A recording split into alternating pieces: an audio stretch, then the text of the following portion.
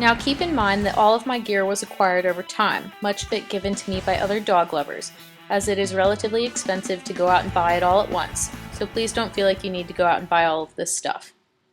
All Kindred Hearts Transport dogs are required to come with a collar and a leash, but I always have extra harnesses in the car in case their collar is not adequate. Many times I've had to send a harness along with the dog once it passes by me. As you will see in segment 2 of this series, a proper fitted harness will be snug under the armpits and around the belly, as well as snug around the neck, typically one finger. Not tight enough to cause any circulation issues, but tight enough to be secure. Harnesses are not foolproof equipment, as some dogs can slip out of them, but a harness provides better protection than just a collar. Unfortunately, not all transport dogs are sent with a properly fitted or safe collar, despite our requirements. I find it handy to keep a few in my car of different sizes and styles to suit any sort of circumstance. I highly recommend a martingale collar, as it tightens when the dog pulls in a similar fashion to a slip lead. Never rely solely on a collar to restrain an animal. They are easy to slip out of, especially for dogs whose neck are the same size as their head, such as many bully breeds. A collar should have identification on it from the sender. If not, it is easy to place a piece of tape and a marker on the collar to make a quick ID card, as seen in the collar on the upper right-hand portion of this picture. All transport dogs are supposed to be sent with a leash.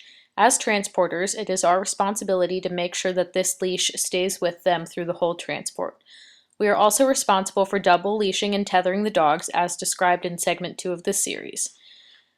We are supposed to use both a regular leash and a slip lead at all times. A 4 to 6 foot leash works best. Under no circumstances is a retractable leash to be used on a transport animal. There are 2 slip leads shown on the right side of this picture. One is a high-quality rope slip lead with a leather stopper used to help resist adjustment. The other is the type they use at the vet's office. We prefer that you use the high-quality ones, as we have found a difference in their ability to restrain an animal. They can be found for about $8 on dog.com. If an animal is not crated in your vehicle, then it must be tethered, as seen in segment 2 of this series. There are many ways of which to tether, but all involve some sort of lead being affixed to the inside of your car. These leads can be regular leashes, chain leashes, or double-clipped leashes. Chain leads are good for dogs who could potentially chew through a regular leash. I keep my car fully stocked at all times in case of an animal emergency. Not all of the items in my gear trunk are required, but they're all very useful and made it into the trunk because I have needed them at one point or another, either during a transport, catching a lost dog or stray, or helping an injured animal on the side of the road. On this layer of the trunk, nothing is required, but for the average transporter, treats and trash bags are for sure go-to items. This layer of the trunk contains a lot more of my dog capturing equipment, but also some good emergency equipment. The dog first aid kit has come in handy many times, both for humans and animals. It is stocked with quikclot, liquid bandaid, gauze, vet wrap, antiseptic, saline solutions, and many other useful items. Baby wipes and puppy pads are highly recommended items during transports, especially for dogs under the age of 6 months, as they are considered no paws on the ground, which will be explained in segment 3 of this series. This top layer contains the items I use most often during a transport: hand sanitizer, dog bowls, cleaning supplies, and my handy-dandy tarp. Fortunately, I have only had to use the gloves and the muzzle once, but I have decided to keep them in the trunk in case I ever need them again. The cleaning supplies seen in this picture are bleach solution and paper towels.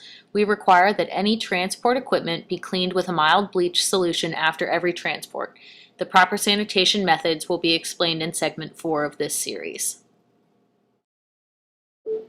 Unless the animal is coming with a crate, I always bring one with me. Not all cars have the ability to hold crates, and not everyone has a crate that they can use, which is completely fine. We ask that if you have the ability to use a crate, please do so. Underneath the crate, I put a barrier to protect the inside of my car. The barrier seen in the photo is a fitted sheet. Since it is sometimes difficult to get a piece of plastic or a tarp or old shower curtain to stay put, I oftentimes put the piece of plastic under the fitted sheet so that the sheet can help hold it in place.